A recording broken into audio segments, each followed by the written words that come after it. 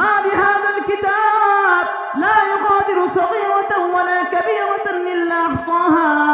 বান্দা সেদিন বলবে মা লিহাযাল কিতাব, এটা কেমন কিতাব, লা ইউগাদিরু সগীরাতান ওয়ালা কাবীরাতান ইল্লা আহসাহা। আল্লাহ তাআলা ছোট্ট থেকে ছোট্ট গুনাহগুলো ছাড়া দেন নাই, বড় গুনাহগুলো ছাড়া দেন নাই। দুনিয়ার মধ্যে আপনি কাউকে জুলুম করেছেন, একটা মিথ্যা কথা বলেছেন, এই ছোট্ট গুনাহগুলো সেদিন এই আমলনামার মধ্যে লেখা থাকবে। জোরে বলুন না সুবহানাল্লাহ। সেদিন কোনদিন কোনো মানুষ ছাড় পাবে না। দুনিয়ার মধ্যে আপনি যাররা থেকে যাররা পরিমাণ ভালো কাজ করলে আল্লাহ পাক রব্বুল আলামিন আপনার আমলনামার মধ্যে সেটা উল্লেখ থাকবে। আর যাররা থেকে যাররা পরিমাণ যদি আপনি গুনাহের কাজ করেন, এই গুনাহের কাজ তো সেদিন আমলনামার মধ্যে উল্লেখ থাকবে। এই জন্য আল্লাহ তাআলা সূরাতুল জিলজালের মধ্যে বলেন, ফামান ইয়ামাল মিসকালা যাররাতিন খায়রান ইয়ারা।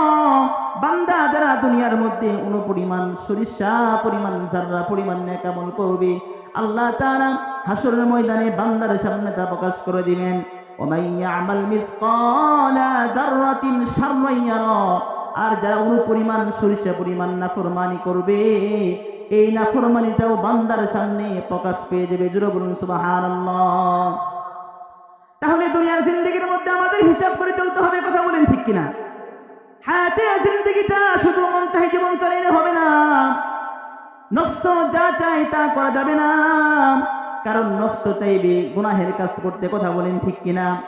এই নফসের কারণেই মানুষ দুনিয়ার মধ্যে জান্নাতের অধিবাসী হয়ে যাবে, কথা বলেন ঠিক কিনা? আবার এই নফসের পূজা করার কারণে একটা মানুষ জাহান্নামের অধিবাসী হয়ে যাবে, কথা বলেন ঠিক কিনা?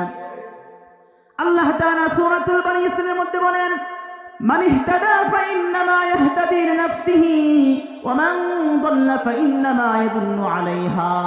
আল্লাহ তাআলা বলেন, মান ইহতাদা ফাইন্নামা ইয়াহতাদি লিনাফসি।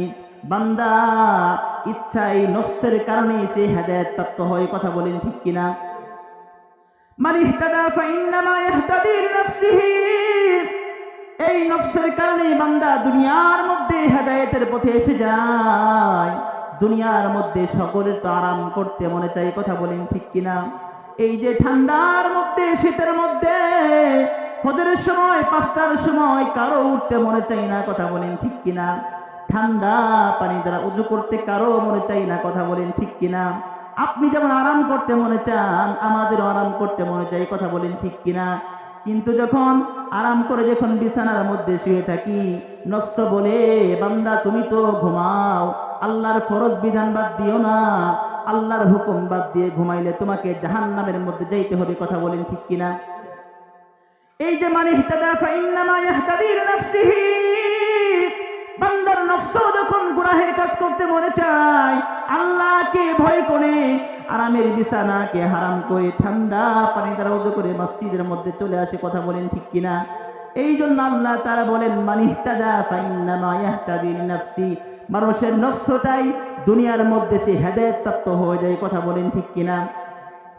আল্লাহ তাআলা বলেন, ওয়া মান দাল্লা ফাইন্নামা ইয়াদুল্লু আলাইহা। আল্লাহ তাআলা বলেন, আবার এই নফসের পূজা করার কারণে মানুষ দুনিয়ার মধ্যে গুমরাহ হয়ে যায়, পথভ্রষ্ট হয়ে যায়, কথা বলেন ঠিক কিনা? ওয়া মান দাল্লা ফাইন্নামা ইয়াদুল্লু আলাইহা। নফস বলে হাইরে আরামের বিছানা হারাম করার কোনো দরকার নাই, কথা বলেন ঠিক কিনা?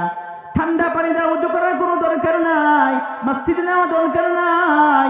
আপনি শুনেলেন আল্লাহর হুকুমকে বরবাদ করার কারণে আপনি পথভ্রষ্ট হয়ে গেলেন, কথা বলেন ঠিক কিনা? এই যে নামাজকে বরবাদ করার কারণে আল্লাহ পাক রব্বুল আলামিন আপনাকে জাহান্নামের মধ্যে দিবেন, কথা বলেন ঠিক কিনা? এই জন্য আল্লাহ বলেন, মান ইহতাদা ফাইন্নামা ইয়াহতাদি লিনাফসিহি ওয়া মান দাল্লা ফাইন্নামা ইয়াদুল্লু আলাইহা। দুনিয়ার মধ্যে মানুষ নফসের পূজা করার কারণে সে জান্নাতি হয়ে যায়, কথা বলেন ঠিক কিনা? আবার এই নফসকে একটু রায় দেওয়ার কারণে, আরাম দেওয়ার কারণে বান্দা হায়াতে জিন্দেগির মধ্যে সে জান্নাতের পথ থেকে জাহান্নামের পথে হয়ে যায়, কথা বলেন ঠিক কিনা? একটা সমাজের মধ্যে একই পরিবারের মধ্যে 5 জন ভাই, 2 জন নামাজি হয় আর 3 জন বেনামাজি হয়, কথা বলেন ঠিক কিনা? একই বাপের সন্তান, একই পরিবারের মানুষ, কিন্তু সে নফসের পূজা করে নাই, কথা বলেন ঠিক কিনা? আল্লাহকে ভয় করেছে, আর বাকি 3 ভাই আল্লাহর কোনো তোয়াক্কা করে নাই, আল্লাহর হুকুম নিয়ে কোনো চিন্তা করে নাই, আল্লাহর হুকুমকে এসে বরবাদ করেছে। ওই 3 ভাই জাহান্নামী আর বাকি 2 ভাই জান্নাতি। কথা বলেন ঠিক কিনা?